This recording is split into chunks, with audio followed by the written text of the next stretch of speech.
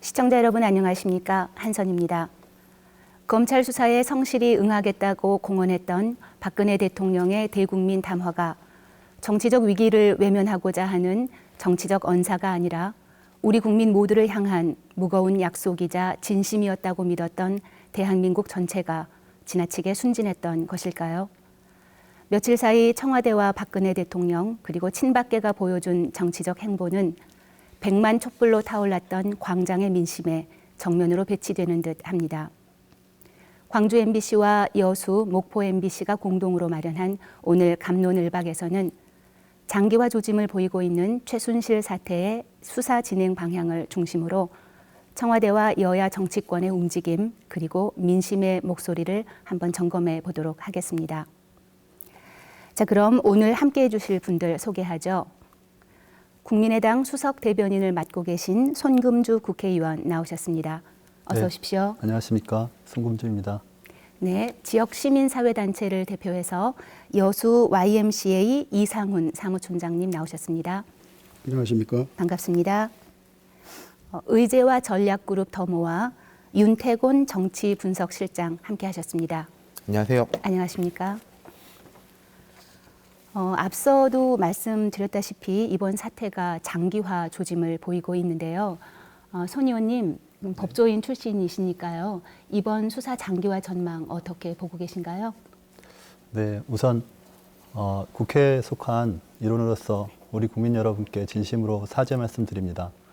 국회에서 적극적으로 이 사태를 수습하는 노력을 기울이고 있지만은 우리 국민 여러분께서 보실 때 또 성이 안 차실 수도 있다고 생각합니다. 더욱 노력하겠습니다. 일단 지금 검찰 수사의 향방은 이번 주말께 최순실, 안종범, 정호성 이 세 분에 대해서는 구속된 상태이고 또 그대로 공소장을 제출할 계획으로 알고 있습니다. 우선 최 씨와 안 전 수석에 대해서는 미르 K스포츠 재단에 774억의 돈을 강제 모금한 행위와 관련해서 직권남용 혐의를 두고 있고요. 정 전 비서관에 대해서는 청와대 보고서가 유출된 사안과 관련해서 공무상 기밀 누설 혐의를 두고 있습니다. 네. 이제 그 외에도 김종 전 문체부 2차관과 장시호 씨가 연루된 문화계에 대한 상당한 그 압력이라든가 농단 사태 그리고 삼성그룹에서 최 씨 일가에게 독일 회사를 통해 전달했던 35억에 대한 수사 이런 부분들이 함께 진행될 것입니다. 이 검찰 수사의 가장 핵심적인 부분은 이렇습니다. 세 분에 대한 혐의는 검찰 수사를 통해서 어느 정도 입증이 될 수 있을 것 같습니다. 다만 박근혜 대통령께서 이 사건에 있어서 어떻게 관여되는가 이 부분을 검찰이 어떻게 밝힐 것인가가 중요한 쟁점입니다. 다행스럽게 안종범 전 수석의 다이어리와 수첩에서 박 대통령의 개입 흔적들이 자세히 기재되어 있다고 합니다. 네, 그렇죠. 또한 정 전 비서관의 휴대전화에서 대통령의 메시지 또 음성 녹음 내용이 보관되어 있다고 합니다. 그래서 이런 자료들을 비추어 보면 검찰의 수사 의지만 있다면 충분히 대통령의 연루 부분까지도 입증을 할 수 있을 것으로 보입니다. 다만 아쉬운 부분은 대통령께서 검찰 수사에 또 특검 수사에 적극적으로 참여하겠다는 말씀을 하셨음에도 불구하고 대통령이 검찰이 제시하는 15일, 16일 그리고 18일까지 검찰 수사에 대해서 응하지 않고 변호인을 통해서 조사 준비 또 그 수사에 대한 대응 차원에서 거부하고 있는 상황입니다. 결국 검찰 입장에서는 대통령을 조사하지 않은 상태에서 검찰이 이 지금 구속된 세 분에 대한 기소 절차, 공소장 작성을 해야 될 텐데요. 이 공소장 작성 과정에서 대통령의 개입 부분을 얼마나 검찰이 담아낼 수 있느냐가 관건일 것으로 보입니다. 그 검찰 조사가 완전히 막힌 거는 아니죠. 뭐 원포인트 한 번 할 수도 있다 이런 얘기가 나오는 것 같기도 하던데요. 네, 이제 공소장을 작성한 이후에 아마 다음 주 정도에 그 박근혜 대통령의 변호인과 협의해서 조사가 이루어지겠지만 일단 검찰로서는 특검이 다음 주부터 이제 법안이 통과된 상태이기 때문에 특검 절차가 진행될 것으로 보이고 이 과정에서 이번 주말에 법원에 제출하는 공소장에 결국 박근혜 대통령의 개입 여부를 정확하게 담지 못한다면 검찰의 역할이 상당히 축소될 수밖에 없고 그렇죠. 공은 특검으로 넘어가는 그런 구조가 될 것 같습니다. 네, 손 의원님, 사실 저는 이번에 처음 알게 됐는데요. 네. 피의자성 참고인 이런 표현이 있더군요. 네. 법률 용어인가요? 법률적으로는 참고인은 참고인이고 피의자는 피의자입니다. 다만 이제 박근혜 대통령 같은 경우에 있어서 참고인으로서의 역할이 있는 부분이 있고 또 그 안종범 전 수석에 대해서 또 정호성 전 비서관에 대해서 지시한 부분과 관련해서 공범 관계가 있다는 부분이 있습니다. 그 부분과 관련해서는 피의자적인 성격도 있기 때문에 그 신분을 어떻게 재단할 것이냐에 대해서 검찰이 좀 고민을 했던 것으로 보이고요. 다만 현재 대통령이시고 또 대통령에 대한 의전 이런 부분이 있기 때문에 아마 참고인으로 했던 것 같습니다. 야3당에서는 어제 그 야3당 대표 회담을 통해서 박근혜 대통령이 검찰 수사에 적극 협조하고 검찰도 박근혜 대통령을 피의자 신분으로 조사하도록 촉구한 상태입니다. 네, 감사합니다. 그런데 어쨌든 그 청와대와 검찰이 약간 기싸움을 한달까요? 조금 이렇게 버티고 있는 듯한 그런 느낌이 드는데요. 그러다 보면 국민들은 좀 답답함을 넘어서 어떤 분노를 느낄 수밖에 없을 텐데 이상훈 사무총장님, 현장에서 듣는 밑바닥 민심이랄까요? 어떻습니까? 네, 이 사태가 사실 뭐 갑자기 터진 것처럼 이렇게 보이지만 사실 대통령 집권하자마자부터 이게 한간에 늘 떠돌던 이야기들이 이제 그 최순실 그 태블릿 PC라고 하는 구체적인 네. 물증이 나오면서 이제 이게 그 걷잡을 수 없는 그 사태로 번지게 되었는데요. 처음에 그래서 이걸 언론이나 관계기관에서 이걸 그 최순실 게이트다 네. 이렇게 이야기들 해서 저희 시민단체들이 곧바로 이것은 박근혜 게이트다. 라고 저희들이 주장을 하고 나서기도 했는데요. 여하튼 우리가 그 지도자를 크게 네 가지로 분류할 때 이게 무능하면서도 그 게으른 지도자를 가장 안 좋은 그 유형으로 분류를 하는데요. 사실 이런 분이 어떻게 우리 대통령이 됐을까? 네. 이게 이제 우리 시대 아직도 그 박정희 신화가 아직도 남아 있고. 또 여전히 그 어떤 그 정치에 대한 어떤 미망적인 것들이 우리를 아직도 감싸고 있다 싶은 생각이 들어서 대단히 안타까운데요. 여하튼 우리 근대사를 들춰봐도 또 더 나아가서 우리가 조선 왕조까지도 들춰봐도 이런 사태가 또 있었나 싶을 정도로 굉장히 황망한 사건인데 이것을 지금 검찰이 어쨌든 이제 칼자루를 쥐고 지금 가고 있단 말이죠. 그래서 국민들은 성숙하게 촛불로서 기다리고 있습니다. 네, 그렇죠. 검찰이 그래서 이것을 제대로 진실도 규명해내고 또 그 규명된 진실에 따라서 적절하게 향후의 어떤 대책도 만들어갈 수 있는 어떤 토대를 지금 만드는 일을 검찰이 하고 있는데 혹시라도 검찰이 이것을 조금 또 실수를 하거나 또 이 국민 정서와 다른 이런 행보를 했을 때 엄청난 파장이 더 커질 것이라고 하는 점에서 지금 검찰이 역사의식을 가지고 긴장을 해야 한다고 생각을 합니다. 네, 그만큼 민심은 뭐 그 뜨겁게 타오른다 지켜보고 이렇게 있습니다. 지켜보고 예, 있다. 예, 지금 이렇게. 국민이 직접 나서기 전에 일단 검찰 하는 걸 보고 그다음에 검찰이 제대로 하지 못한다면 국민들이 지금 이제는 촛불이 아닌 그 이상의 어떤 행동을 할 수도 있겠다라고 하는 점에서 검찰이 바짝 긴장해야 한다고 생각합니다. 네.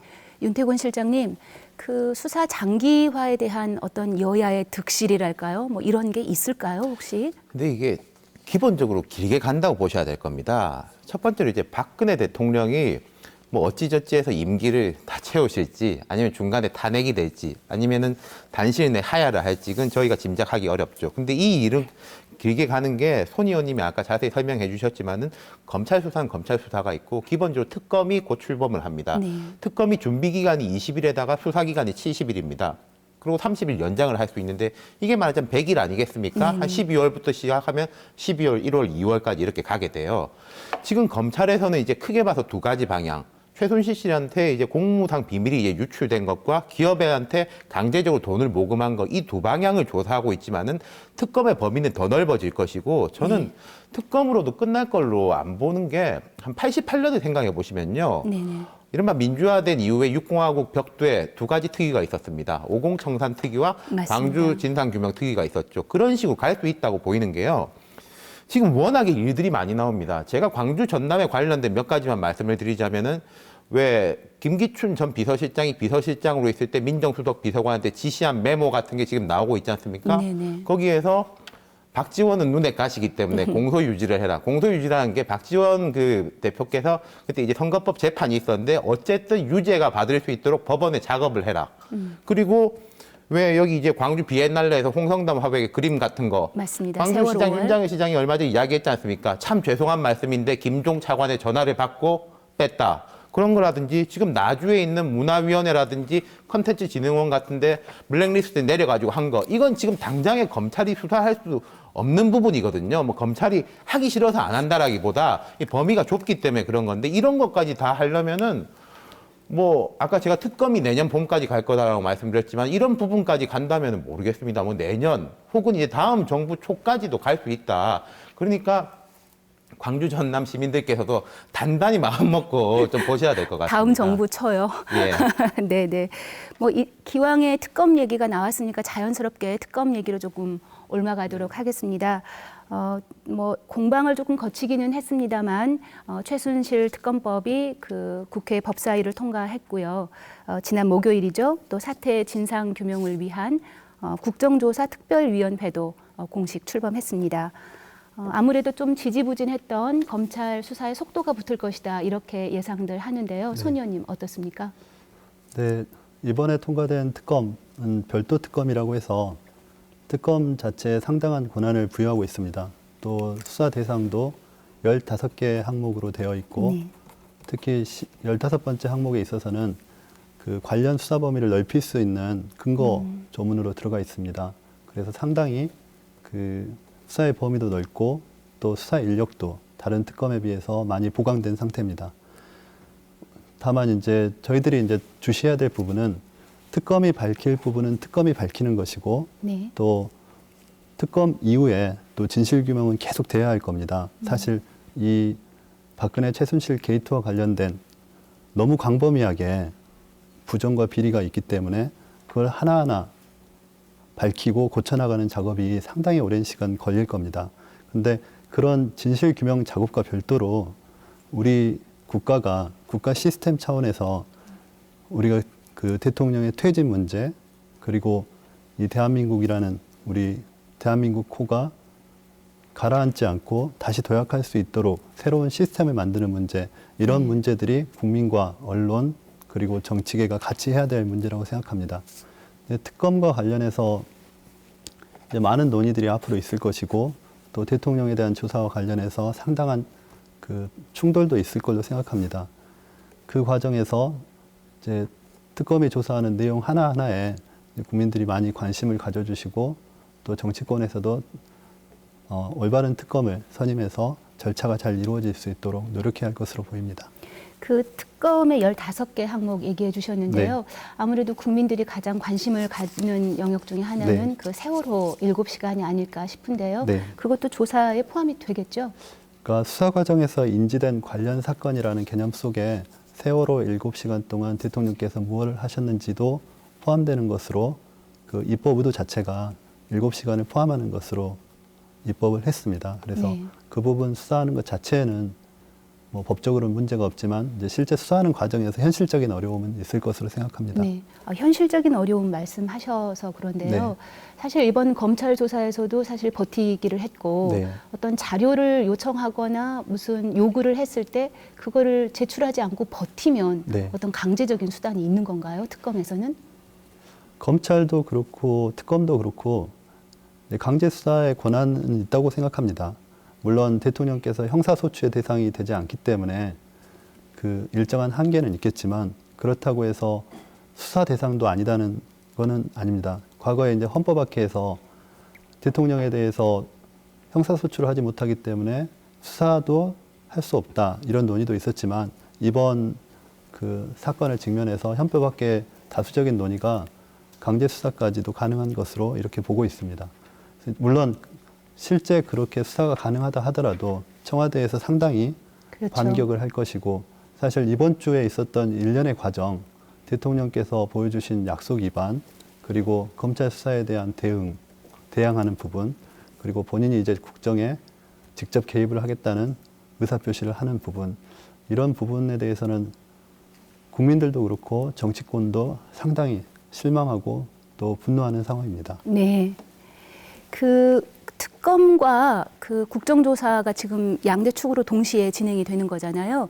윤태곤 실장님 아까 진상규명은 별도로 진행이 돼야 된다 이렇게 말씀을 하셨는데 특검과 국정조사가 동시에 진행되는 어떤 효과 이런 게 있을까요? 이런 게 있을 겁니다. 아까 제가 이제 검찰이 좁다. 그럼 특검은 조금 더 넓을 겁니다. 아, 또 네네. 국정조사 같은 경우에는 형사적 처벌의 대상이 아닌 부분까지도 따질 수 있겠죠. 지금 박근혜 최순실 게이트의 본질은 저는 크게 봐서 두 가지라고 생각합니다. 네. 첫 번째는 뭐 불법이죠. 국정농단, 사기, 갈취, 입시 부정, 심지어 의료법 위반까지 큰 범죄 사실들이 있고 두 번째로는 이 일이 아까 이제 이상훈 사무총장이 말씀하셨지만 10월 25일 JTBC의 태블릿 PC 특종 보도로부터 확 촉발이 됐지 않습니까? 네네.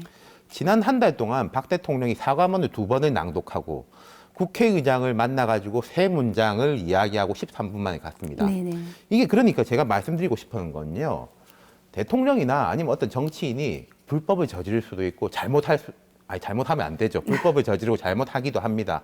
근데 그와 별개로 아니 이 사람이 나쁜 사람인데 일을 감당 못할 사람이냐 이건 약간 다르지 않습니까? 그렇죠. 네. 예를 들어서 뭐 이명박 대통령 심지어 전두환 전 대통령까지도 이 사람이 나라 감당할 역량이 안 된다 이런 이야기는 별로 못 들었어요. 근데 박 대통령이 지난 한 달 동안 보여준 모습은 멘붕, 무능, 감당 네. 못함 기자들하고 질의응답이 한 번도 없음 이 두 가지 축이거든요. 그러니까 이거 역대 사례로 보자면은 비견할 수 있는 사람이 이승만 전 대통령하고 저는 조금 유사하다고 봅니다. 이 무능이란 부분은요. 그럼 국정조사에서는 정부가 제대로 일이 돌아가고 있는가? 정부의 결정 과정이 정상적인 이성적 판단에서 나왔는가? 그런 부분이 집중적으로 따질 수가 있겠죠. 네, 어떤 네. 부분에서는 그게 더 중요할 수 있지 네, 않겠습니까? 그러니까 국정조사가 가장 광범위하게 그렇죠. 범법 사실과 그 이외의 네. 사안까지도 다룰 수 있다 이렇게 이해하면 되겠네요. 사실 최순실 특검법 이후로 그 야권이 조금 그 만시지탄이 있습니다만 동조하는 모습을 공조하는 모습을 네. 보이고 있습니다. 네. 앞으로의 그 공조 진행 상황 어떻게 진행될까요? 사실 그 박근혜 최순실 게이트와 관련해서 현재에 이르게 된 그러니까 현재 박근혜 대통령에 대해서 퇴진 논의를 전 사회적으로 이끈 그 주역은 국민과 언론입니다. 국민과 언론이 이룬 성과에 지금 정치권이 그 주신 책무를 어떻게 담아낼까를 가지고 고민을 하고 있는데요. 맞습니다. 일단 야3당이 2차례 대표 간 회동을 했습니다. 네네. 그 전에 원내대표 간 회동을 통해서 국정조사 또 특검에 대한 합의를 도출했고요. 그리고 야3당 이제 대표 간의 회동을 통해서 결과물을 제출하고 있는 상태인데 어제 야3당 대표 회담에서 박근혜 대통령 퇴진에 대해서 야3당이 뜻을 같이 하는 것으로 그리고 그 범국민 서면 운동에 나아가는 것, 또 국정조사 특검 추천에 대해서 적극 공조하고 또 박근혜 대통령에 대한 검찰 수사 이런 부분에 대해서 합의를 이뤘습니다. 다만 실제 야3당이 앞으로 구체적으로 어떠한 프로세스로 국민들께서 주신 그 민주적 열망을 담아낼 것인가에 대해서 좀 더 구체적인 논의를 하지 못한 부분은 있습니다. 맞습니다. 그 강론에 들어가면 조금 이견들이 또 네. 내년 대선을 앞두고 있는 대권 주자들 간의 어떤 정치적 셈법이 각자 다 다른 것 같습니다. 근데 그러다 보니까 또 민심은 더 뜨겁게 우리의 요구를 제대로 반영하지 못하는 거 아니냐 이런 불만들이 많을 수밖에 없는데요. 이상훈 총장님은 어떻습니까? 지금 박근혜 대통령에 대한 분노와 실망 이런 게 너무 커서 네. 지금 야당을 비롯한 이 정치권은 마치 그 아무런 잘못이 없는 양 네. 이렇게 좀 되어 있는데 실제로 이 난국이 여기까지 왔을 때는 지금 특히 야당에도 책임이 크지요.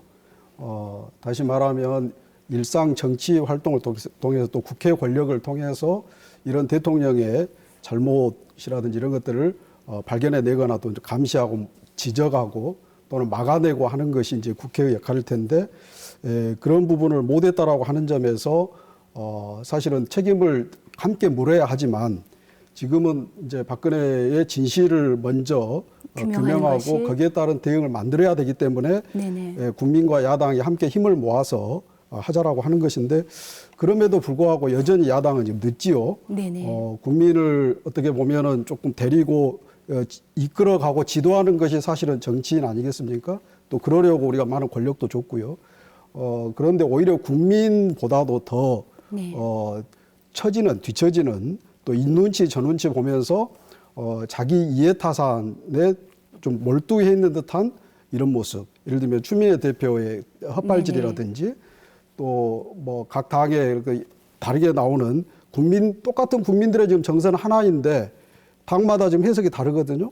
네. 이것은 뭐가 잘못되어 있는 것인지 정치권이 좀 되돌아봐야 되는데 아마 지금 벌써 야당이 이렇게 주춤주춤 하고 있는 사이에 지금 반격이 시작되지 않았습니까? 그렇죠. 네. 부산 LCT도 수사라고 하는 지시 그리고 다시 국정에 복귀해서 여러 가지 대통령 권한을 행사하겠다라고 지금 노골적으로 하고 있고 또 여러 어떤 그 정홍원 국무총리라든지 또 여러 보수 논객들을 다시 또 살리고 또 심지어는 어버이연합까지도 지금 다시 이렇게 일어나고 있는 이런 국면을 과연 야당이 저렇게 네. 책임 있게 하지 못한 현상이라고 보여지거든요. 네네. 그런 점에서 이 촛불이 야당에게 향하지 않도록 그래서 야당이 지금이라도 이 국민들의 그 분노와 허탈감을 채워줄 수 있는 그리고 네. 달래서 오히려 더 발전적이고 생산적인 방향으로 끌어낼 수 있는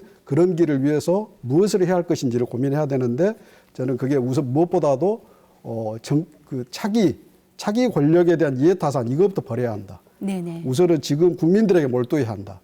이것이 지금 가장 필요하다고 봅니다. 네. 짧게 요 문제 한번 짚고 넘어갈까요?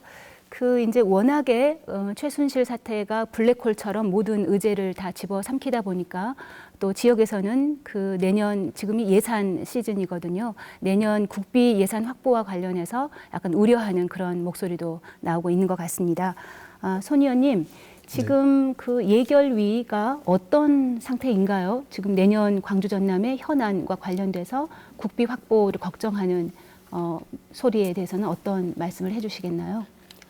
우선 국회 차원에서는 이제 국민들의 분노에 대해서 그 분노를 담아내는 작업도 하고 있지만 또 국민들께서는 우리나라가 이대로 주저하는 것에 대한 우려도 많이 하고 계십니다. 그래서 네. 그런 불안에 대해서 어떻게 하면 이 현 시국에서 국정 중단이 되지 않으면서 그러니까 민생 문제나 외교 안보 문제는 국회를 중심으로 잘 컨트롤해 나가면서 그러면서도 박근혜 대통령의 그리고 박근혜 대통령과 관련된 정권의 그런 책임을 묻는 작업 그리고 전국적으로는 법률적 퇴진을 목표로 하고 있습니다. 그 퇴진을 달성하는 작업까지 함께 병행해야 한다고 생각합니다.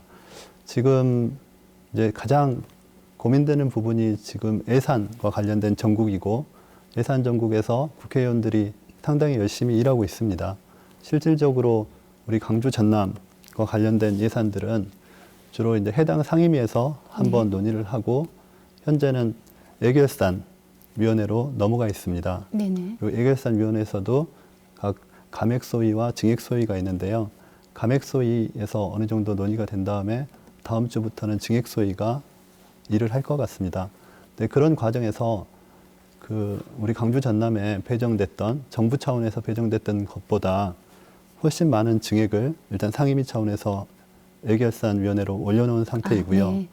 아마 예결 소위에 이제 광주 전남 의원으로서 김동철 의원이 네네. 증액위원으로 들어가 있습니다. 네네. 개수조정 소위에. 그래서 우리 광주 전남과 관련된 각 상임위에서 증액시켜서 올라온 예산들을 잘 반영하는 작업을 할 것으로 보입니다. 네. 그리고 이제 가장 문제되는 부분이 이번 예산 전국에서는 최순실과 관련된 네. 예산들이 많이 들어가 있습니다. 맞습니다. 그 네. 예산들을 어떻게 잘 찾아내고 그것들을 삭감시키고 그 정부가 낸 예산안 중에 그 부분에 대한 공백을 우리 지역의 SOC 사업으로 전환하는 작업 네. 이런 것들에 굉장히 노력을 하고 있습니다. 네. 아무쪼록 그 지역민들이 걱정하지 네. 않도록 네.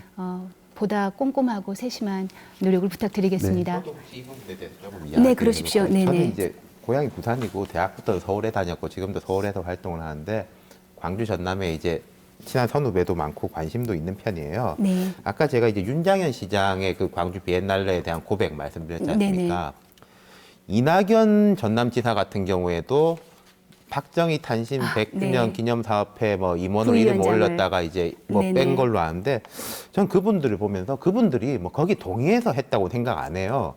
지금 이제 광주 전남에서 이명박 박근혜 정부를 거치는 동안 계속 좀 고립감, 불이익을 받으면 어떡하냐라는 이제 두려움 때문에 그런 그 이제 지자체장들이나 국회의원들이 그렇게 하시는 게 이제 참 이해가 되고 안쓰럽기도 하고 또 중앙정부라든지 이쪽의 여권에서 부분은 그런 거 약점으로 잡아가지고 이게 좀 쥐고 맞습니다. 흔들려고 한다는 거죠. 특히 이번에도 보면은 최순실 예산 삭감 말씀하셨지만 광주가 문화중심 도시 아닙니까? 그리고 콘텐츠 진흥원이라든지 문화재위원회 같은 경우는 나주에 있어요. 네네. 그래서 혹시 이제 같이 떨려 나갈까 싶어가지고 광주의 공무원들이 되게 전전긍긍하는 그런 걸 봤거든요. 네.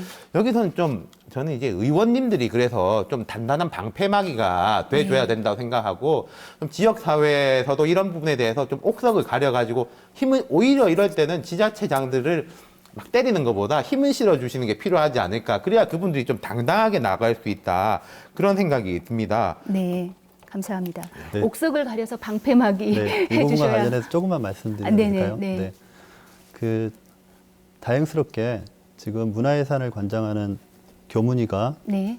그 국민의당의 유성엽 의원이 위원장이고 또 그 교문위 내에 예결산 소위가 있습니다. 그 예결산 소위의 위원장이 우리 송기석 의원이십니다. 아, 그래서 네. 두 분이 현미경 검사를 하고 있습니다. 현미경 그래서 검사요? 강주 예산에 있어서 그 문화산업 융합이라는 최순실 카테고리 때문에 삭감되는 예산들이 없도록 열심히 노력하고 있습니다. 물론 상당히 많은 그 최순실 관련 예산들을 삭감해 놓은 상태입니다. 그래서 삭감된 부분들을 꼭 강주 전남에 한정될 수는 없지만 여러 지역에 골고루 반영해서 상임위 차원에서 증액하는 작업도 열심히 하고 있습니다. 네, 기대하겠습니다. 그러면 마지막으로 향후 전국의 전망으로 넘어가 볼까요? 윤 실장님, 지금 뭐 아주 여러 가지 이야기가 나오고 있습니다만 그 새누리당이 뭐 조만간 쪼개질 것이다, 뭐 계파 간 갈등이 뭐 심화될 것이다 이런 얘기 아주 많이 나오는데요. 어떻게 전망하시나요? 그러니까 이제 청와대 입장에서 자기들이 생각할 때는 바닥을 쳤다고 생각을 하는 것 같아요. 네. 3주 연속 지지율이 5%가 나오기 때문에 사실 5% 밑으로 더 떨어지기는 어려운 거거든요. 이제 네. 물리적으로 어렵기 때문에 더 이상 뭐 밀릴 데가 있냐, 조금이라도 올라가겠지 이런 생각을 하고 있고 그래서 야권이라든지 시민사회에서도 저분들이 어떤 반격의 작전을 짜는 게 아닐까, 뭐 추미애 대표는 계엄령 이야기까지 하시고 뭐 개헌에 대해서도 걱정을 하고 새누리당이 탄핵을 하는 것도 유도를 하고 뭐 김무성 전 대표가 탄핵 이야기하는 것도 결국 박 대통령 살리려고 하는 거다.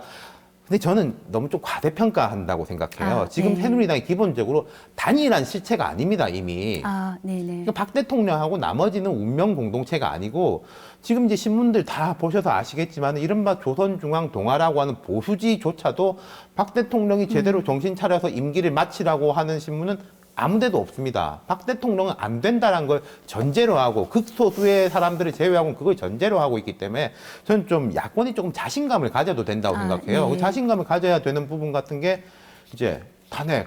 아유, 탄핵하면은 될지 안 될지 모르고 이게 길어지는데 어떡하냐. 근데 그거 못하면 다른 것도 못하는 거죠. 박 대통령이 스스로 내려올 가능성은 그거보다 더 거의 낮은 없죠. 것이고 네. 전 총리 문제 같은 경우에도 탄핵이 되건 하야를 하건 황교안 총리 말고 새 총리 필요하지 않습니까? 이런 부분을 좀 적극적으로 가야 된다고 생각해요. 그러니까 야권이 전국을 리드하겠다는 생각이 넘어서 국정, 전국 국정을 다 리드하겠다는 생각을 가지고 자신감을 좀 가지시면 좋겠다. 물론 그래도 길어질 겁니다. 많은 그건 뭐 감수해야지 어떡하겠습니까? 네. 예. 야권의 반응은 어떻습니까, 손 의원님? 네, 이제 어제 그 야3당 대표 회담에서도 말씀하신 그 문제들이 논의가 됐습니다. 지금 현 시점에서 이제 박근혜 대통령은 스스로 내려올 분은 아니라는 네. 것에는 분명히 대부분 하셨죠? 공감하시는 것 같습니다. 그래서 이 현실에서 어떤 방안으로 논의를 이끌고 가야 되느냐, 야권에서 이런 부분이었고, 저희 당의 박지원 비대위원장 같은 경우는 종전과 달리 영수회담을 개최하고 네. 국무총리를 우선 교체하는 작업을 네. 첫 단추로 보고 있습니다. 네.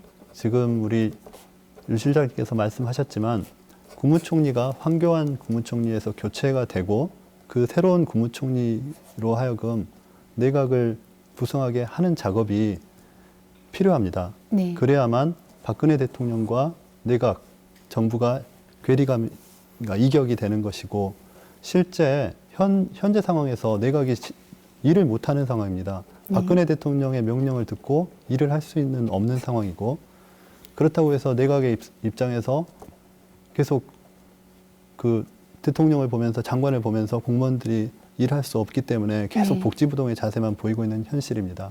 그래서 현 시점에서 가장 중요한 거는 1단계로는 국무총리를 교체시키자. 네. 그리고 내각을 국회와 함께 내각 구성을 해서 일단 박근혜 대통령과 그 정부를 좀 이격시켜 놓고 네. 그런 과정과 병행해서 탄핵이 됐든 정치적, 법률적 퇴진이 됐든 그런 논의를 적극적으로 해 나가고, 그 과정에서 특검 또는 국정조사의 결과물들이 계속 현출되면서 그 대통령에 대한 압박 수단으로서 작용할 것이고, 네. 그러면서 결과를 그런데 달성한다는 것입니다. 그 총리를 일단 임명하자 요 문제에 대해서는 제가 알기로는 민주당과 정의당은 반대 입장을 표명하고 있죠. 네, 그 부분은 조금 아쉬운 부분입니다. 그러니까 야권 공조가 그런 데 있어서는 또 이렇게 약간 균열이 나기도 하는 것 같습니다. 그러니까 야권 공조가 그 대통령의 퇴진 문제, 결국 다 모든 국민도 그렇고 야권도 그렇고 법률적 퇴진을 전제로 논의를 하고 있습니다. 다만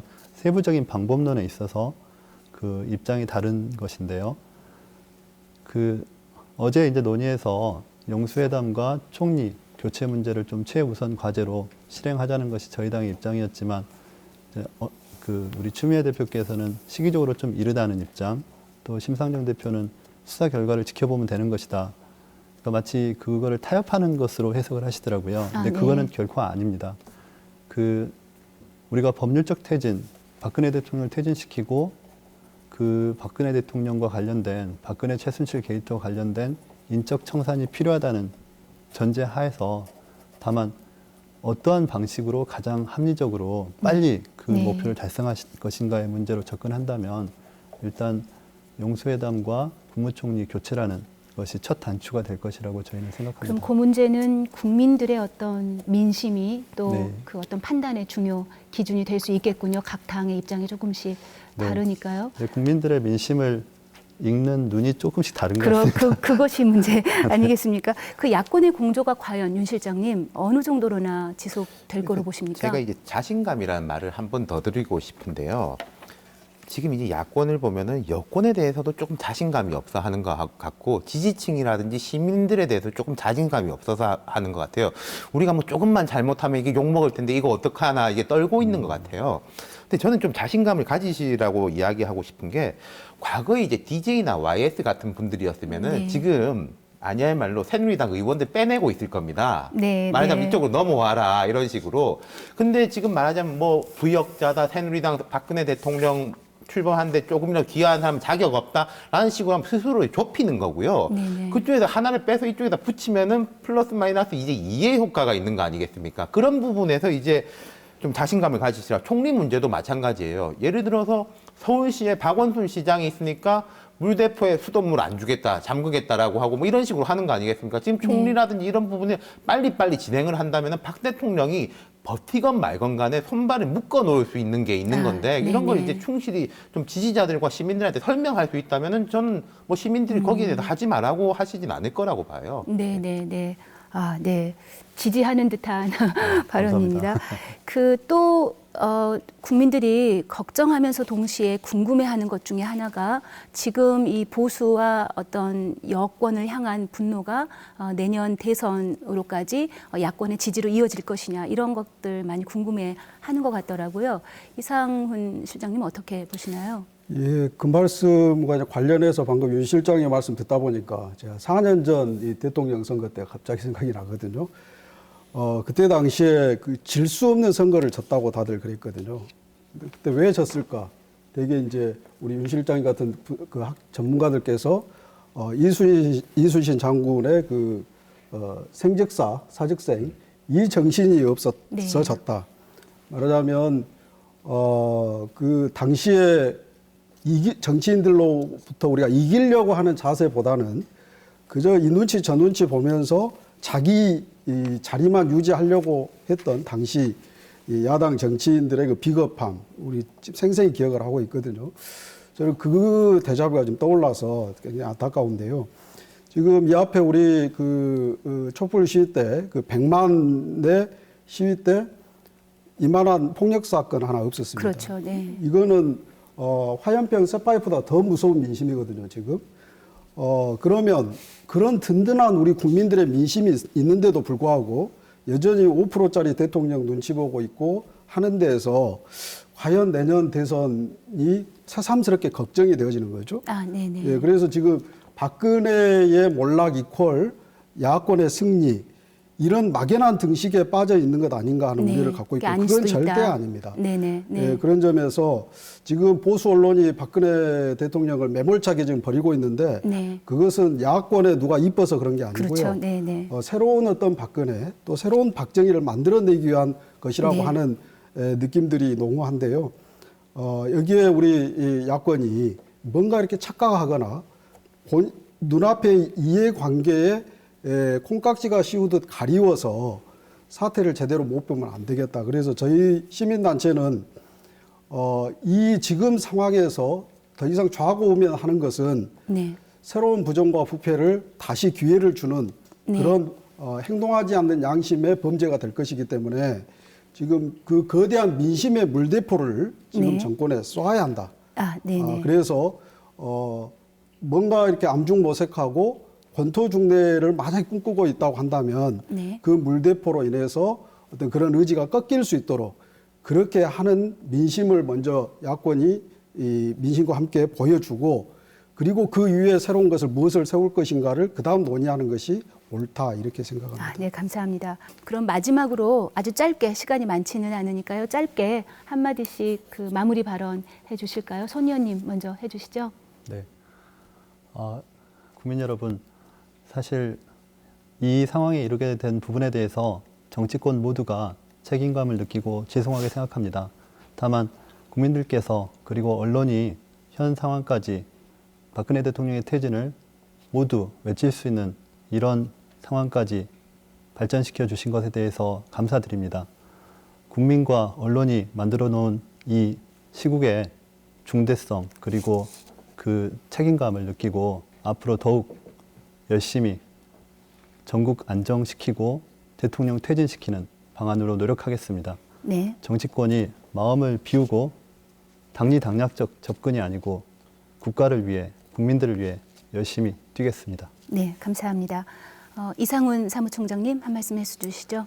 지금 박근혜 대통령이 하루라도 빨리 저 자리에서 내려오시는 것이 본인의 불행을 더 줄이는 결과이기도 하고 나아가 우리 국민, 대한민국의 불행을 줄이는 길입니다. 그런데 이 일이 지금 우리 검찰과 정치권에 지금 맡겨져 있습니다. 그런데 검찰은 아시다시피 지금까지 우리에게 그렇게 신뢰를 주지 못했습니다. 정당 역시 정권을 획득하는 것이 존재 이유이기 때문에 저들에게 아무런 이해 타산하지 말라고 하는 것도 무리가 있는 것 같습니다. 그렇다고 한다면 이제 우리 국민들이 직접 나서야 된다. 그래서 국민들을 우리 정당과 검찰이 충분히 의식하고 네. 국민들의 뜻이 무엇인지를 잘 살필 수 있도록 예전과 같은 그런 원탁회의라든지 또 여러 그 통로에 서로 의견 수렴을 할 수 있는 그런 공식적 기구를 만들어서 국민들의 의사가 직접적 반영되어서 직접적으로 정책이라든지 모든 결정에 반영이 되는 이런 프로세스를 하루라도 빨리 수용해 주실 것을 저희 시민들은 촉구하고 있습니다. 네, 감사합니다. 윤태곤 실장님 짧게 한마디 부탁합니다. 그 18일 발표된 갤럽 여론조사에 의하면 박 대통령 지지율이 3주 연속 5%로 나왔습니다. 광주, 전남은 3주 연속 0%죠.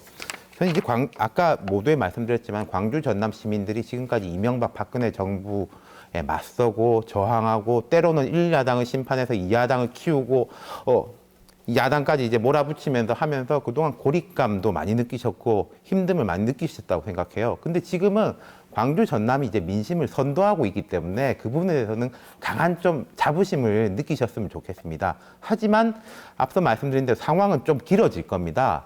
마음 단단히 잡수시고 뭐 김대중 전 대통령께서 유언처럼 말씀하셨지 않습니까? 시민은 벽 보고 욕이라도 하고 인터넷 댓글이라도 달고 모두가 할 수 있는 일들이 있다라고 했으니까 그 뭐 유언을 이미 충분히 따르고 계신데 조금 한 몇 달은 더 따르셔야 될 것 같습니다. 감사합니다. 네, 감사합니다. 세 분 오늘 말씀 모두 감사합니다. 감사합니다. 촛불에 담긴 국민의 분노가 갈수록 뜨겁게 타오르고 있습니다. 하지만 청와대는 이러한 민심을 아는지 아니면 애써 회피하는지 민심과 정반대되는 그 역행하는 모습을 보이고 있습니다. 실패한 대통령으로 남을지언정 우리 모두를 역사의 구렁텅이에 빠뜨리는 불행한 대통령이 되지 않기를 진심으로 바랍니다. 또 정치권에서도 이번만큼은 각자의 셈법이나 정치공학에 따르지 않고 보다 큰 틀에서 국익을 생각하며 우리 모두가 진심으로 따를 수 있는 그런 해법을 제시해 주시기 바랍니다. 오늘 순서 여기까지입니다. 감사합니다.